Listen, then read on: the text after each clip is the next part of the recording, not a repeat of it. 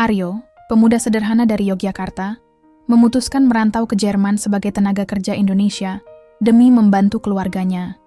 Ia bekerja sebagai asisten pribadi di rumah seorang wanita kaya keturunan Jerman Turki bernama Helena Schneider. Awalnya, hubungan mereka hanya profesional, namun perlahan benih-benih cinta tumbuh. Di balik kemewahan hidup Helena, Aryo menyadari ada luka batin dan kesepian mendalam.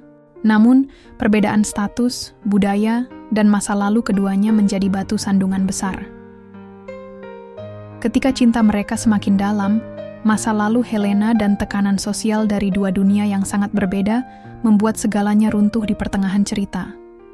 Aryo harus memilih antara cinta yang mustahil atau pulang membawa hati yang remuk. Tapi cinta tak pernah sederhana, dan mungkin cinta sejati memang butuh pengorbanan besar. Angin dingin Berlin menusuk hingga ke tulang. Aryo menarik resleting jaketnya hingga ke dagu, mencoba menahan hawa musim gugur yang menggigit. Ini pertama kalinya ia menginjakkan kaki di benua Eropa. Bandaranya megah, orang-orang berlalu lalang, cepat, dan suara bahasa Jerman terdengar seperti kode rahasia yang mustahil ia mengerti. Tapi ia tak punya pilihan selain bertahan.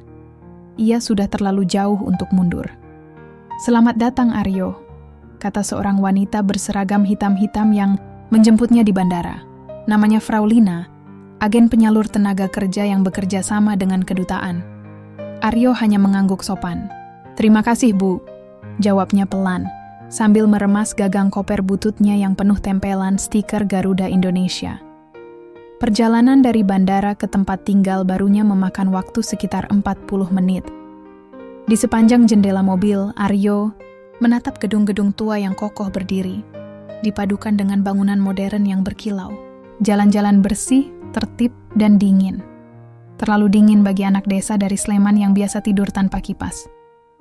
"Majikanmu tinggal di Charlottenburg," namanya Helena Schneider. Perempuan. Umurnya sekitar akhir 30-an. Dia punya perusahaan, butik busana mewah, jelas Frau Lina dengan nada datar.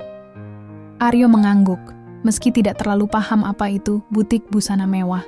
Yang ia tahu, Helena ini adalah bosnya sekarang. Orang yang akan menentukan apakah hidupnya di negeri ini akan menjadi berkah atau bencana. Rumah itu besar. Bukan cuma besar, tapi megah dan penuh kaca. Dikelilingi taman kecil yang tertata rapi, rumah 2 lantai bergaya modern, itu membuat Aryo merasa seperti semut yang nyasar masuk ke istana. Frau Lina menekan bel, dan tak lama kemudian pintu terbuka. Helena Schneider berdiri di ambang pintu. Rambutnya pirang keemasan, ditata sederhana. Matanya tajam dan dingin, seperti salju yang belum pernah disentuh matahari. Ia mengenakan setelan blazer hitam dengan celana panjang senada. Wangi parfumnya samar, elegan, dan mahal. "You must be Aryo," katanya dalam bahasa Inggris yang sempurna. Aryo buru-buru menjawab, "Yes, miss. I am Aryo." Mereka berjabat tangan. Helena tidak tersenyum, tapi matanya menatap Aryo dengan penuh evaluasi, seperti sedang menilai apakah ia layak berada di rumahnya atau tidak. "Kamu akan tinggal di kamar belakang. Bangun jam 6, bersihkan taman, bantu di dapur, dan siap jika saya butuh apapun. Saya tidak suka bicara bertele-tele. Jika kamu bekerja dengan baik, kamu bisa tinggal lama. Jika tidak, saya bisa ganti kapan saja. Paham?" Aryo menelan ludah. "Paham, Bu, Miss Helena." Helena hanya mengangguk, lalu melenggang masuk ke dalam rumah.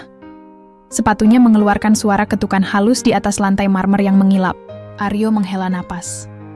Ia memandangi koper tuanya, lalu melangkah masuk ke kehidupan yang sama sekali baru. Hari-hari pertama terasa berat. Aryo bangun sebelum matahari, menyapu daun-daun di taman meski tangannya nyaris beku. Ia mencuci piring, membersihkan jendela, dan kadang ikut berbelanja ke pasar swalayan mewah. Bahasa tetap menjadi tembok besar. Helena jarang bicara, dan jika pun bicara, hanya seperlunya. Namun ada satu hal yang ia perhatikan. Helena sering duduk di ruang tengah, memandangi taman dari balik jendela kaca besar. Kadang dengan secangkir teh, kadang hanya dengan selimut tipis melilit bahunya. Ia selalu terlihat tenang, tapi juga kesepian. Tidak ada suara tawa di rumah ini. Tidak ada tamu. Tidak ada keluarga. Dia janda. Suaminya selingkuh dengan model muda. Cerai 2 tahun lalu. Sejak itu dia hidup sendiri. Fokus kerja dan gak pernah senyum. Bisik Maria, pembantu dari Filipina yang tinggal di rumah sebelah. Aryo hanya mengangguk. Ia tak berani berkomentar. Tapi di dalam hatinya, perlahan, tumbuh rasa ingin tahu tentang Helena. Siapa dia sebenarnya? Kenapa di balik semua kemewahan itu, ada aura sepi yang begitu pekat? Malam itu, Aryo duduk di kamarnya yang kecil tapi hangat. Ia membuka video call dengan ibunya di kampung. Di layar, wajah ibunya tersenyum, meski sinyal sering tersendat. "Gimana?" "Leh, udah kerja belum?" tanya ibunya. "Udah, Bu." "Alhamdulillah, kerjanya berat. Tapi bisa. Rumahnya gede banget." Ibunya tertawa kecil. "Yang penting kamu kuat. Jangan bandel. Jangan jatuh cinta sama orang bule ya. Nanti kamu lupa pulang." Aryo ikut tertawa. Meski dalam hatinya ada getaran aneh. Ia belum jatuh cinta. Tapi entah kenapa, bayangan Helena duduk sendiri di balik jendela itu terus muncul di kepalanya. Dan malam itu, di kamar sempit di ujung rumah megah, Aryo menatap langit-langit dan bergumam lirih. "Aku nggak tahu akan jadi apa hidupku di sini. Tapi aku akan coba. Sekuat yang aku bisa." Langkah pertama di tanah orang memang tidak mudah. Tapi cinta kadang tumbuh di tempat yang tak terduga. Sudah 2 minggu Aryo bekerja di rumah Helena. Pola harinya mulai terbentuk. Bangun sebelum fajar, menyapu taman, memberi makan kucing peliharaan Helena, seekor Maine Coon bernama Gustav yang suka mencakar sembarangan, kemudian membantu bersih-bersih rumah. Meski hari-harinya sunyi, ada semacam ketenangan di dalam rutinitas itu. Tapi satu hal yang selalu menarik perhatiannya. Helena hampir setiap sore duduk diam di ruang tengah, memandangi taman dari balik jendela kaca lebar. Ia selalu tampak rapi, duduk tegak, tangan memegang cangkir teh atau buku yang tak pernah benar-benar ia baca. Kadang matanya kosong, kadang tampak berkaca. Aryo memperhatikannya diam-diam dari sela dapur atau saat ia menyiram bunga, bukan karena ingin ikut campur, tapi ada rasa penasaran yang sulit ia abaikan. Seorang wanita secantik dan sekaya itu, kenapa terlihat begitu kesepian? Suatu sore, saat Aryo sedang membersihkan kaca luar jendela, ia melihat Helena berdiri di sisi dalam. Mereka hanya terpisah 1 lapisan kaca. Helena sedang menatap taman dengan sorot mata yang sama, jauh, kosong, dan lelah. Tapi kali ini, ia juga melihat Aryo. Mereka bertatapan sesaat.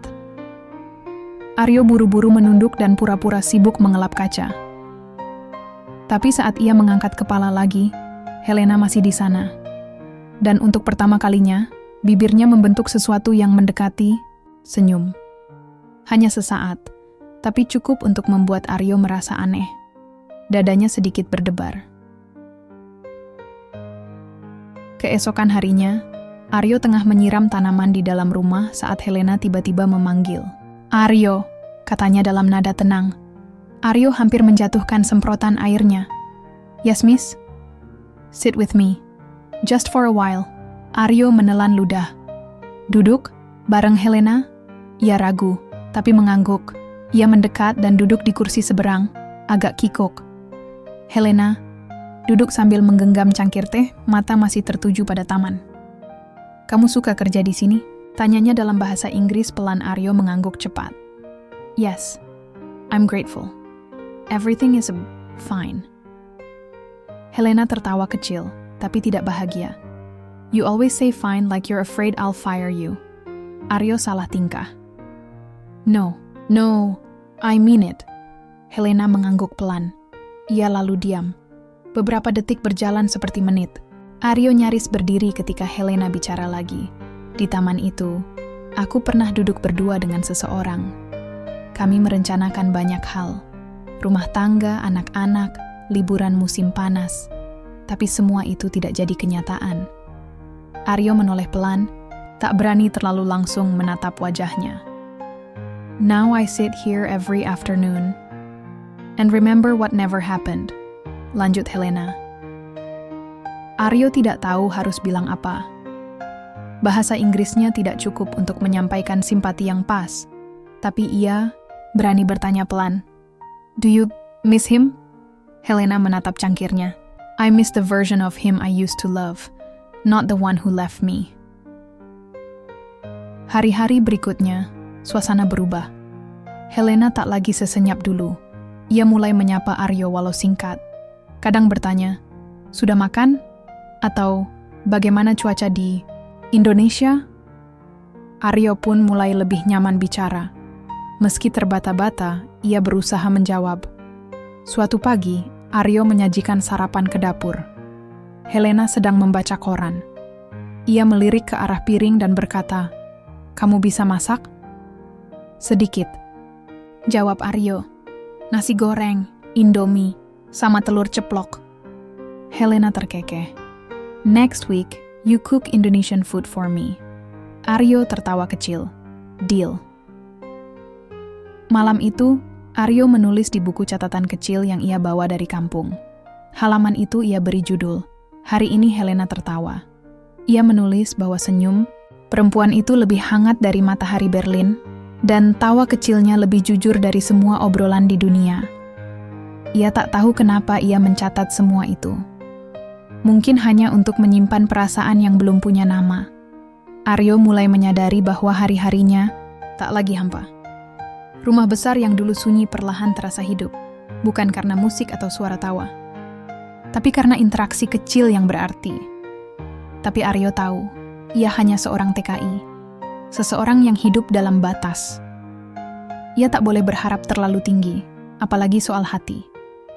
Namun tetap saja, setiap kali Helena duduk di balik jendela itu, dan Aryo melihatnya dari taman, ia merasa seperti melihat bulan dari bumi. Jauh, cantik, dan mustahil dijangkau. Tapi tetap ia pandangi setiap malam. Malam di Berlin tak pernah benar-benar gelap. Lampu jalan menyala tenang, dan dari dalam rumah Helena, cahaya lampu kuning menyorot pelan ke arah taman. Aryo baru saja selesai menyiram tanaman ketika terdengar suara gaduh dari dalam rumah. Suara benda jatuh. Ia bergegas masuk, dan mendapati Helena terduduk di lantai dapur, wajahnya merah dan matanya sembab. Sebotol anggur kosong tergeletak di samping kakinya, dan gelas kaca pecah berhamburan. "Aryo," suara Helena berat. "I'm sorry. I was just..." Aryo tak banyak tanya. Ia langsung mengambil sapu, membersihkan pecahan kaca, lalu membantu. Helena berdiri. Ia menopangnya ke sofa ruang tengah dengan hati-hati. Helena tak menolak. Hanya terdiam lelah seperti anak kecil kehabisan tenaga setelah menangis. "Kamu duduk sini, saya buatkan kopi ya," ucap Aryo pelan. Helena tak menjawab, tapi anggukan kecilnya cukup. Ia tampak rapuh, bukan seperti bos galak yang biasa ia lihat, tapi seperti manusia biasa yang sedang kehilangan arah. Aryo kembali dengan 2 cangkir kopi panas. Helena sudah duduk lebih tegak, selimut menutupi kakinya. Ketika Aryo meletakkan cangkir di hadapannya, ia tersenyum tipis. "Terima kasih," katanya dalam bahasa Indonesia. Pelafalannya kacau, tapi cukup jelas untuk membuat Aryo tertawa kecil. "Kamu belajar dari mana?" tanyanya sambil duduk di kursi seberang. "Dari Google," jawab Helena. "Aku coba belajar sedikit. Bahasa kamu menarik." Aryo tersipu. "Kalau gitu, saya harus belajar Jerman juga, ya?" Helena mengangguk. "Fair deal." Mereka tertawa pelan bersama. Hangat, aneh, dan nyaman. Hanya cahaya lampu kuning yang menemani mereka malam itu, seolah dunia luar tak lagi penting. Setelah beberapa teguk kopi, Helena bicara lagi. "Kamu tahu kenapa aku mabuk malam ini?" Aryo hanya menatap, tak menjawab. Ia tahu ini bukan pertanyaan yang butuh jawaban. "Today is my anniversary. Supposed to be the day I married my ex-husband." Aryo mengangguk pelan, menunggu ia melanjutkan. "Dulu, Aku percaya cinta bisa menyelamatkan apapun. Aku pikir kami akan punya anak, rumah yang penuh tawa, anjing dan halaman belakang. Tapi ternyata, cinta juga bisa menusuk dari belakang. Helena menghela napas dalam, matanya menerawang keluar jendela, ke arah taman yang kini diselimuti embun. Dia berselingkuh dengan perempuan lebih muda, lebih cantik, lebih segalanya. Tapi yang paling menyakitkan bukan pengkhianatannya, tapi kenyataan bahwa dia tidak pernah benar-benar minta maaf. Aryo mengepalkan tangan tanpa sadar. Ada rasa marah yang tak ia mengerti sendiri. Ia tak kenal lelaki itu, tapi ingin sekali meninju wajahnya. Saya nggak bisa bilang banyak, Miss, katanya pelan. Tapi saya yakin, orang yang bisa menyakiti perempuan sebaik Miss Helena, dia yang rugi. Helena menoleh, menatap Aryo cukup lama, hingga Aryo merasa jantungnya berdetak di leher. Ia tersenyum tipis. Terima kasih, Aryo. Kamu satu-satunya orang yang bicara jujur malam ini. Sejak malam itu, hubungan mereka berubah. Ada sesuatu yang tidak terlihat tapi terasa. Aryo merasa lebih leluasa berbicara, dan Helena tak lagi menjaga jarak sejauh dulu. Mereka mulai berbagi cerita ringan tentang makanan, masa kecil, bahkan film favorit. Helena suka Amelie dan The Notebook. Aryo lebih suka film action, tapi pura-pura tertarik saat Helena menjelaskan kenapa adegan hujan di akhir The Notebook adalah momen paling romantis di dunia. Mereka sering tertawa bersama, bahkan saling meledek dalam bahasa campur-campur yang semakin luwes. Aryo, kamu harus belajar bilang, Ich liebe dich, kata Helena suatu malam. Artinya apa? Tanya Aryo curiga. Helena tertawa. It means, I love you. Aryo hampir tersedak tehnya. Astaga, jangan ngajarin saya gombal Jerman, Miss. Mereka tertawa lagi, dan Aryo mencatat kalimat itu diam-diam dalam hatinya. Namun, di balik semua kedekatan itu, Aryo tahu, dirinya tetap hanya asisten rumah tangga. Ia tidur di kamar belakang, makan di dapur kecil, dan gajinya cukup untuk dikirim ke ibunya setiap bulan. Helena tetap majikannya, perempuan cantik, kaya, dan hancur oleh masa lalu. Tapi entah bagaimana, setiap kali mereka duduk berdua sambil menyeruput kopi malam, dunia seakan jadi kecil. Hanya ada mereka berdua. Dan untuk sesaat, batas-batas itu lenyap. Aryo tak tahu ke mana arah semua ini. Tapi ia tahu satu hal, hatinya mulai berubah. Setiap senyum Helena terasa seperti matahari pertama setelah musim dingin panjang. Dan mungkin, cinta sedang mengetuk pintunya. Pelan, tapi pasti. Musim semi mulai menyelimuti Berlin. Bunga-bunga tulip bermekaran di taman, dan udara tak lagi menusuk kulit. Rumah Helena pun terasa lebih hidup. Ia lebih sering tertawa. Bahkan mulai mengajak Aryo menonton film bersama di ruang tengah. Pada suatu minggu sore, Helena duduk di balkon sambil menikmati teh hangat. Aryo baru saja selesai mencuci mobilnya ketika mendengar panggilan. Aryo, come. Sit with me. Ia naik ke balkon dan duduk di kursi rotan seberang Helena. Perempuan itu tampak tenang, mengenakan sweater abu-abu, rambutnya digelung seadanya. Cantik sekali, pikir Aryo, seperti lukisan yang tidak perlu disempurnakan. Aku ingin bilang sesuatu, ucap Helena tiba-tiba. Aryo menoleh, menunggu. Beberapa minggu ini, kamu jadi alasan aku bangun pagi. Serius. Aryo tertawa kecil. Saya kan cuma pekerja rumah tangga, Miss. Helena menggeleng. No, you're more than that. Kamu teman, dan aku bersyukur ada kamu di rumah ini.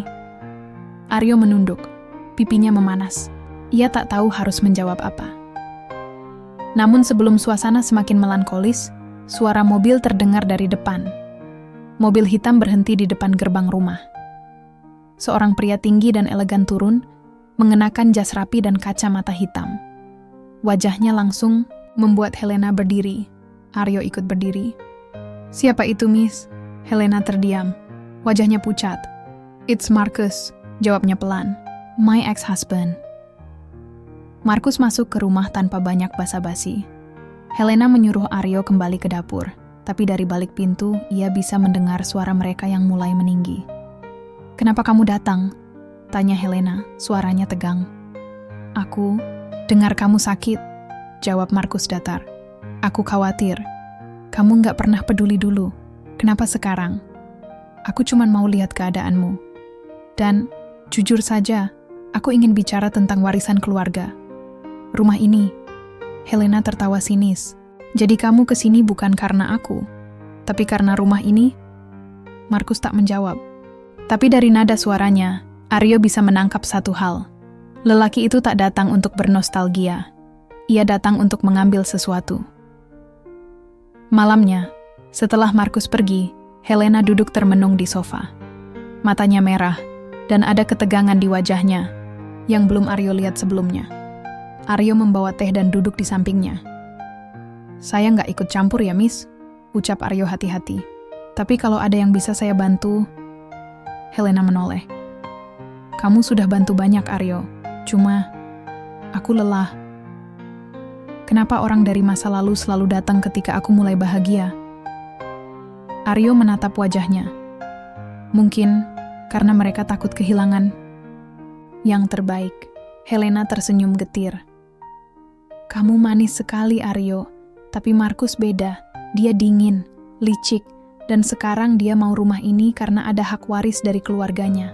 Kami dulu beli rumah ini atas nama bersama." Aryo mengangguk. "Kalau dia ambil rumah ini, Miss akan tinggal di mana?" "Entahlah. Aku belum siap kehilangan tempat ini." "Dan kamu?" jawab Helena lirih. Aryo menahan napas. Itu kalimat paling jujur yang pernah ia dengar dari Helena. Ia ingin memeluknya, tapi batas masih terlalu tebal. Sejak kedatangan Markus, suasana rumah berubah. Helena jadi lebih sering melamun. Ia jarang bercanda, dan makan pun tak lahap. Aryo merasa bingung, ingin menghibur, tapi tak tahu caranya. Pada suatu pagi, Aryo menemukan Helena sedang menatap foto tua di ruang kerja. Di foto itu, Helena dan Markus tersenyum di depan rumah mereka yang sekarang. Ia menggenggam bingkainya erat, lalu tiba-tiba meletakkannya menghadap ke bawah. "Aku benci semua kenangan itu," gumamnya. Aryo diam saja. Lalu ia nekat berkata, "Kalau rumah ini diambil, Miss bisa ikut saya pulang ke Indonesia." Helena menoleh, terkejut. "Serius kamu?" Aryo tertawa gugup. "Ya, walaupun rumah saya cuma kecil, tapi ibu saya pasti senang kalau tahu saya bawa majikan cantik ke kampung." Helena tertawa, mungkin pertama kalinya dalam 2 hari terakhir. "Kamu gila." Tapi setidaknya saya gila karena peduli. Dan lagi-lagi, hanya dari tatapan mata Helena, Aryo tahu, perasaan ini tidak sepihak. Tapi malam itu, saat Aryo sedang membersihkan dapur, telepon rumah berdering. Ia tak berniat mengangkat. Tapi suara Helena dari ruang tengah terdengar memanggil. "Aryo, bisa angkat teleponnya?" Ia angkat. Di seberang sana, suara berat terdengar. "Aryo, ya? Aku Markus. Tolong bilang ke Helena, aku akan datang besok pagi, bersama pengacara. Kami akan membicarakan soal hak atas rumah." Aryo menegang. "Baik, saya sampaikan. Tapi satu lagi, saya tahu siapa kamu. Dan saya peringatkan, jangan pernah berharap lebih dari sekadar jadi pembantu. Helena itu terlalu tinggi buat kamu, nak." Klik. Telepon ditutup. Aryo berdiri membeku. Kata-kata Markus menancap tajam di hatinya. Ia merasa diremukkan. Sebuah kenyataan pahit yang selama ini ia tahu, tapi baru kali ini terdengar sejelas itu. Ia hanya seorang pekerja kasar, seorang TKI dari Indonesia yang tak punya apa-apa. Dan Helena? Ia seperti bintang. Malam itu Aryo tak bisa tidur. Kata-kata Markus berputar di kepalanya. Ia mulai mempertanyakan segalanya.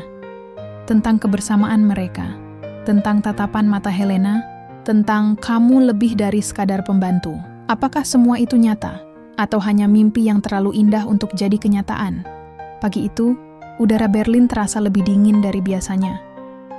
Bukan karena musim semi yang berubah pikiran, tapi karena suasana rumah Helena yang mendadak beku. Markus datang pukul 10 tepat, mengenakan setelan jas gelap dan ditemani seorang Pria berkacamata yang membawa berkas-berkas. Aryo menyambut mereka dengan ekspresi datar. Ia tidak menunduk, tapi juga tak menyapa ramah seperti biasanya. Dalam hatinya, amarah masih bergema. Kata-kata Markus semalam masih menggantung seperti kabut. Helena turun dari lantai 2 dengan langkah tenang. Ia tampak kuat, elegan dalam balutan blus putih dan celana hitam. Tapi Aryo tahu, di balik senyum tipisnya, ada gemuruh emosi yang ia tahan dengan sekuat tenaga. Langsung saja ke intinya, kata Helena begitu duduk di ruang tamu. Kamu mau rumah ini? Markus menyeringai. Aku hanya ingin bagian yang menjadi hakku. Kau tahu itu. Helena tertawa kering. Hak? Setelah kamu menghancurkan hidupku, kamu masih bicara soal hak? Pengacara Markus menyodorkan dokumen. Aryo berdiri di sudut ruangan, menyaksikan semuanya dalam diam. Ia ingin maju, ingin membela. Tapi ia tahu ini bukan pertarungan yang bisa ia menangkan dengan otot atau kata-kata. Kalau kamu menolak, aku akan bawa ini ke pengadilan. Aku punya bukti kepemilikan bersama. Kau bisa kalah, Helena. Helena menggigit bibir. Tangannya gemetar, tapi ia tetap duduk tegak. Aryo bisa melihat keteguhan itu. Seperti pohon tua yang diterjang badai, tapi tak pernah tumbang. Setelah 2 jam yang penuh ketegangan, Markus dan pengacaranya akhirnya pergi. Tidak ada keputusan final, hanya ancaman-ancaman yang menggantung di udara. Begitu pintu tertutup, Helena langsung menuju dapur. Ia menyeduh teh tanpa berkata apa-apa. Aryo mengikutinya, berdiri beberapa langkah di belakang. Miss, suaranya pelan. Kalau saya boleh bilang sesuatu, Helena menoleh, matanya basah. Saya mungkin bukan siapa-siapa, tapi kalau Miss butuh teman, saya di sini. Saya nggak bisa bantu soal hukum atau rumah, tapi saya bisa bantu Miss bertahan. Helena terdiam lama. Lalu ia melangkah mendekat, berdiri, hanya beberapa senti dari Aryo. Kenapa kamu peduli? Tanyanya. Aryo menatap mata itu. Karena saya sayang, Miss. Helena menarik napas tajam. Mata mereka bertemu dalam diam yang panjang. Lalu ia menggeleng pelan. Kamu tidak seharusnya bilang itu. Aryo menunduk. Saya tahu, tapi saya nggak bisa bohong. Helena memalingkan wajahnya. Aku takut, bukan karena kamu, tapi karena dunia ini nggak adil buat cinta seperti ini. Kamu tahu sendiri, Aryo mengangguk. Saya juga takut, tapi saya lebih takut kehilangan perasaan ini. Malamnya, Aryo duduk sendiri di taman belakang. Ia menatap langit Berlin yang samar. Ia berpikir tentang ibunya di kampung, tentang harapan-harapannya saat Aryo merantau ke Eropa. Ia tidak pernah membayangkan bahwa di negeri orang ini ia akan jatuh cinta kepada seseorang yang begitu jauh dari jangkauannya. Helena menyusul kemudian. Ia membawa 2 cangkir kopi dan duduk di samping Aryo. Mungkin kamu benar, katanya pelan. Perasaan ini nyata. Tapi aku juga tidak ingin kamu terluka. Aryo memalingkan wajah. Saya nggak butuh kepastian, Miss. Saya cuma butuh kesempatan. Helena tersenyum sedih. Kalau kamu diberi kesempatan, apa yang akan kamu lakukan? Aryo menatapnya. Saya akan jaga, Miss. Dengan cara saya, sampai Miss nggak merasa sendiri lagi. Helena menahan air mata. Ia menggenggam tangan Aryo perlahan. Dan malam itu, untuk pertama kalinya, mereka tidak hanya duduk sebagai majikan dan pekerja, tapi sebagai 2 manusia yang sama-sama takut kehilangan, tapi berani mencintai dalam diam. Namun esok paginya, surat dari pengadilan datang. Helena resmi dipanggil untuk sidang pembagian aset. Markus tak main-main. Ia ingin memaksa Helena keluar dari rumah itu. Aryo menatap amplop resmi itu seperti melihat bom waktu. Helena hanya terdiam. Matanya menatap kosong ke arah jendela. Kita nggak bisa tinggal diam, kata Aryo. Helena menghela napas. Aku tahu, tapi aku juga nggak mau kamu terlibat lebih dalam. Ini urusanku. Aryo menggeleng. Miss Helena, saya nggak tahu sampai kapan saya bisa tinggal di sini. Tapi sebelum semuanya selesai, saya janji akan tetap di samping Miss. Helena menatapnya. Bahkan kalau aku harus pergi dari rumah ini, Aryo mengangguk. Saya akan ikut. Helena menutup mata, lalu tersenyum samar. Kamu bodoh, Aryo tertawa. Bodoh karena cinta, Miss. Dan di sanalah mereka berdiri, di antara kenyataan dan harapan. Di antara cinta dan harga diri. Aryo tahu, jalan ini tak mudah. Tapi selama Helena menggenggam tangannya, ia bersedia menempuhnya, walau penuh duri. Hari sidang pun tiba. Helena mengenakan mantel panjang berwarna krem. Wajahnya datar, dingin, seperti tembok yang sudah lama tidak disentuh cahaya. Aryo mengantarnya sampai ke mobil, memandangi perempuan itu dengan mata yang menyimpan banyak kecemasan. Miss, saya ikut. Tapi kamu tak perlu. Saya mau. Bukan karena saya pekerja, tapi karena saya peduli. Helena hanya mengangguk. Tak ada senyum, tak ada pelukan. Tapi tangan mereka sempat bersentuhan di kursi mobil. Dan itu lebih dari cukup untuk Aryo. Merasa bahwa hatinya belum sepenuhnya ditolak. Sidang berjalan menegangkan. Markus tampil seperti aktor veteran di ruang drama. Rapi, tenang, dan seolah-olah paling tersakiti. Ia memutarbalikkan fakta, seakan rumah itu hanya dibeli dari uangnya, seakan Helena selama ini hanya menumpang hidup. Helena melawan dengan tenang, tapi Aryo bisa lihat getaran di jari-jarinya saat menggenggam map. Ia sedang menggenggam harga diri, bukan sekadar dokumen. Aryo duduk di deretan bangku belakang, berdoa dalam diam. Bukan untuk menang, tapi untuk Helena tetap kuat. Namun akhir sidang tak berpihak pada mereka. Hakim memutuskan bahwa Markus berhak atas setengah dari kepemilikan rumah. Dan jika tak ada kesepakatan, rumah itu akan dijual dan hasilnya dibagi. Helena hanya mengangguk, lalu berdiri dan pergi tanpa berkata apa-apa. Di luar gedung pengadilan, angin musim semi terasa seperti tamparan. Helena berdiri mematung, menatap langit Berlin yang kelabu. Jadi, saya harus angkat kaki dari rumah itu, katanya datar Aryo berdiri di sampingnya. Kalau Miss harus pergi, saya ikut. Helena menoleh cepat. Kamu serius? Aryo mengangguk. Saya nggak peduli tinggal di rumah besar atau kamar kos. Yang penting, saya dekat Miss. Helena menghela napas, menahan air mata. Kamu terlalu baik buat hidup serumit ini, Aryo. Saya juga terlalu bodoh kalau melepaskan orang yang saya cintai. Helena tersenyum kecil, namun senyuman itu cepat lenyap. Seminggu setelah putusan, rumah mulai dikemasi. Helena memutuskan pindah ke apartemen kecil di pinggir kota, jauh dari pusat, jauh dari memori. Aryo ikut membantu mengangkat kardus, membungkus lukisan-lukisan, dan menyortir barang-barang lama yang membuat mereka sesekali tertawa dan tiba-tiba terdiam. Suatu malam, di tengah-tengah tumpukan dus dan suasana rumah yang sudah setengah kosong, Helena duduk bersandar di sofa, menyandarkan kepala ke bahu Aryo. Kalau kamu ingin pergi, saya akan mengerti. Aryo diam. Pulang ke Indonesia. Cari hidup yang lebih mudah. Perempuan yang lebih masuk akal buat dicintai. Aryo menarik napas. Dalam, saya pernah hidup tanpa cinta.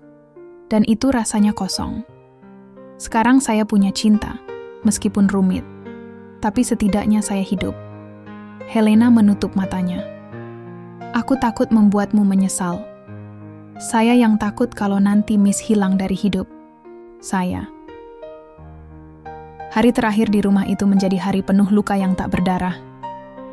Markus datang dengan timnya, mengecek bangunan, menandai apa saja yang bisa dijual.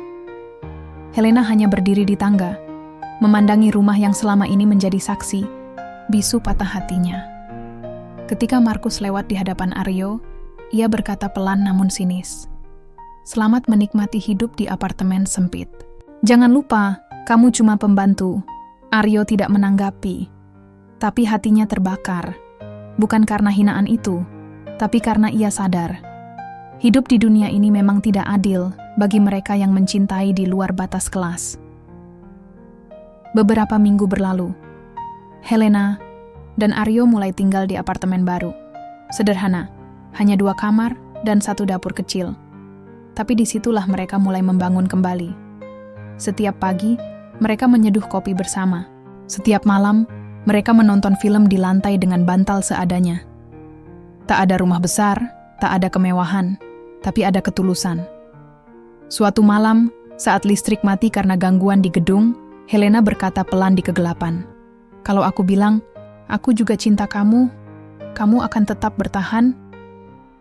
Aryo menjawab tanpa ragu, "Bahkan kalau kamu bilang sebaliknya, saya tetap akan bertahan." Dalam gelap, tangan mereka saling menggenggam. Tak ada sinar, tapi cukup hangat untuk percaya bahwa mereka bisa melewati semuanya bersama. Namun, satu kabar dari Indonesia datang seperti angin dari masa lalu. Ibunya Aryo jatuh sakit. Surat dari kampung, ditulis dengan tangan gemetar, membuat Aryo termenung lama di tepi jendela. "Kamu harus pulang," kata Helena. Lirih, Aryo menatapnya. "Tapi kamu, aku bisa jaga diriku.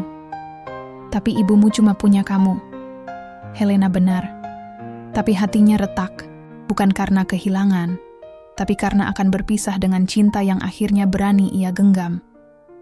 Maka Aryo pun harus memilih, pulang untuk kewajiban, atau tinggal demi cinta. Dan malam itu, ia menangis diam-diam di dapur sempit mereka, sendiri, untuk pertama kalinya sejak ia mencintai Helena. Hari keberangkatan tiba lebih cepat dari yang diharapkan. Bandara Tegel tampak sibuk seperti biasa, tapi di benak Aryo, waktu seakan berjalan lambat. Ia berdiri dengan koper di sisi kanan dan Helena di sisi kiri. Diam. Tak ada kata-kata manis yang diucapkan pagi itu. Hanya mata yang saling memeluk, lebih dalam dari pelukan fisik. "Saya nggak tahu berapa lama di kampung. Kalau keadaan ibu parah bisa lama." Helena mengangguk. Wajahnya terlihat dewasa, bukan karena usia, tapi karena luka yang membuatnya lebih bijak. "Aku akan tunggu." Aryo menatapnya. "Miss, saya takut pulang." "Takut kenapa?" "Takut saya nggak bisa balik. Takut semuanya berubah." "Takut Miss berubah." Helena menghela napas. "Aku nggak janji semua akan sama. Tapi aku janji satu hal, perasaan ini nggak akan hilang." Aryo menggenggam tangannya, erat. "Saya juga janji akan balik, karena saya nggak pernah betah jauh dari Miss." Panggilan boarding menggema. Aryo melepaskan genggaman itu perlahan, lalu berbalik menuju gate. Tapi langkahnya berat. Ia ingin sekali menoleh, tapi ia tahu, kalau ia lihat wajah Helena sekarang, ia bisa batal berangkat, dan Helena tahu itu. Maka ia berdiri diam, memeluk dirinya sendiri. Kampung halaman di Jawa Tengah menyambut Aryo dengan bau tanah basah dan suara ayam jantan. Ia tiba disambut tangis ibunya, tubuh ringkih yang sudah lama tak ia peluk. Rumah reot itu masih sama, dengan tembok yang retak dan kursi kayu yang bunyinya berderit. Di sana, Aryo kembali menjadi anak desa, menyuapi ibu, memasak air, menjaga malam di Serambi. Tak ada bahasa Jerman, tak ada Helena, tak ada kopi pagi atau lampu kuning di ruang kecil mereka. Yang ada hanyalah rindu. Hari-hari diisi dengan berita lewat pesan suara. Helena mengirim rekaman, suara napasnya yang lelah selepas kerja, dan kalimat pendek seperti, "Tadi aku lihat boneka kecil di toko, jadi ingat kamu suka iseng bikin suara lucu." Kadang Aryo membalas panjang, kadang hanya kirim emoji, tapi isi hatinya selalu penuh. Sampai suatu hari, pesan itu tak datang. 1 hari, 2 hari, 3 hari, Aryo mulai gelisah. Ia menelepon tapi tak diangkat, mengirim pesan tak dibalas. Kepalanya dipenuhi pertanyaan. Apa Helena berubah pikiran? Apa ia bertemu seseorang? Apa ia muak menunggu? Namun seminggu kemudian, sebuah pesan singkat datang. "Maaf baru balas, aku jatuh sakit, demam. Tapi sudah agak baikan." Aryo ingin langsung terbang kembali ke Jerman. Tapi kondisi ibunya masih labil dan tabungannya makin menipis. Ia hanya bisa mengirim suara lirih. "Saya di sini. Miss nggak sendiri. Meskipun nggak bisa pegang tangan Miss sekarang, tapi saya tetap di sisi Miss. Jangan nyerah." Helena membalas dengan foto jendela apartemen mereka yang buram karena hujan. Aku rindu suara air kamu di kamar mandi. Hening di sini bikin aku takut. Aryo membaca pesan itu puluhan kali, dan malam itu, ia menatap langit gelap kampungnya sambil berkata pelan, "Tunggu saya pulang, Miss. Saya janji." Bulan berganti, Ibu Aryo mulai membaik, tapi Aryo tak langsung berangkat. Ia harus kerja, serabutan dulu, jadi tukang bangunan sementara di desa tetangga, untuk mengumpulkan uang sekadar beli tiket pulang ke Jerman. Helena tahu itu, tapi tak pernah memaksa. Ia hanya mengirim pesan setiap malam, kadang panjang, kadang hanya, "Hari ini aku nonton film sendirian. Biasanya kamu tidur di lantai dan dengkurannya bikin aku kesal. Sekarang aku malah rindu." Aryo balas dengan rekaman suara jangkrik dari teras rumah. "Kalau Miss denger ini, itu suara rindu saya. Nggak keren, tapi asli." Dan mereka tertawa, di ujung dunia masing-masing. Tak bertemu, tapi saling hidup dalam cerita. Sampai akhirnya, Aryo berhasil mengumpulkan cukup uang. Tiket sudah dipesan, hari kepulangan ditentukan. Tapi malam sebelum berangkat, satu kabar datang dari Jerman. Helena pingsan di tempat kerja, masuk rumah sakit. Belum sadar selama 2 hari. Aryo panik. Ia langsung menghubungi teman lama di Berlin yang tinggal tak jauh dari apartemen mereka. Temannya mengirim foto Helena di rumah sakit, selang di tangan, wajah pucat tak bernyawa. Aryo tak bisa tidur semalaman. Dalam doa, ia menangis. Tak peduli siapa yang dengar. Dan di dalam hatinya, satu kalimat terulang terus-menerus. "Tunggu saya pulang, Miss. Jangan pergi sekarang." Keesokan harinya, Aryo terbang kembali ke Jerman. Bukan sebagai TKI yang membawa harapan ekonomi, tapi sebagai lelaki yang membawa seluruh cintanya dalam satu koper kecil dan janji yang belum sempat ditepati. Langit Berlin diselimuti awan kelabu saat pesawat Aryo mendarat. Jantungnya berdebar seperti drum marching band. Bukan karena turbulensi, tapi karena satu nama yang terus bergema di pikirannya sejak menjejakkan kaki kembali di negeri orang. Helena de Uya. Hampir lupa dinginnya angin Jerman di bulan Maret. Ia hanya tahu ia ingin sampai di rumah sakit sesegera mungkin. Setiap detik terasa seperti hukuman. Ia tak sempat mampir ke apartemen. Langsung dari bandara, ia naik taksi menuju Charité Krankenhaus. Dalam taksi, ia memandangi jendela, berharap waktu bisa dilipat. Hatinya dipenuhi rasa bersalah. Kenapa ia pergi begitu lama? Kenapa tak bisa mendampingi Helena di saat-saat terberatnya? Ketika sampai di rumah sakit, Aryo langsung menuju resepsionis, Helena Eisenberg. Bitte, perawat menunjuk ke arah lift. Kamar 512. Dia baru sadar pagi ini. Aryo langsung berlari. Lututnya gemetar saat berdiri di depan pintu kamar. Ia mengatur napas, lalu mengetuk pelan, pintu terbuka perlahan. Dan di dalamnya, ia melihat tubuh kurus Helena, duduk di ranjang, mengenakan kaos putih dan selimut tebal. Wajahnya pucat, tapi matanya menyala seperti dulu. Aryo nyaris tak bisa bicara. Ia melangkah pelan, lalu berdiri di samping ranjang. "Saya pulang." Helena menatapnya lama, lalu senyum kecil terbit dari bibirnya yang kering. "Kamu gila? Baru nyampe langsung ke sini?" Aryo duduk di kursi, menggenggam tangannya. "Saya takut. Kamu pergi sebelum saya sampai." Helena menggigit bibir menahan tangis, tapi air mata tumpah juga. "Aku sempat mimpi kamu datang, duduk di sini, bilang kamu nggak kemana-mana." "Itu bukan mimpi, Miss. Sekarang saya di sini, beneran." Beberapa hari kemudian Helena dipulangkan. Masih lemah, tapi jauh lebih baik. Aryo kembali ke apartemen mereka, memasak bubur, menyeduh teh, dan merapikan kamar yang sempat dibiarkan berantakan. Saat mereka duduk di lantai, bersandar ke dinding, Helena bertanya pelan, "Kalau kamu harus pilih, kamu pilih saya atau masa depan kamu?" Aryo menatapnya tersenyum. "Saya pilih kamu, karena kamu adalah masa depan saya." Helena tertawa kecil, lalu memukul lengan Aryo pelan. "Gombal ya Allah." Tapi beneran, mereka tertawa. Di sela sisa rasa sakit, ada kebahagiaan kecil yang tumbuh. Pelan, tapi pasti. Beberapa bulan berlalu, Aryo mendapatkan pekerjaan baru di restoran milik kenalan Helena. Gajinya tak sebesar dulu, tapi cukup. Mereka hidup sederhana.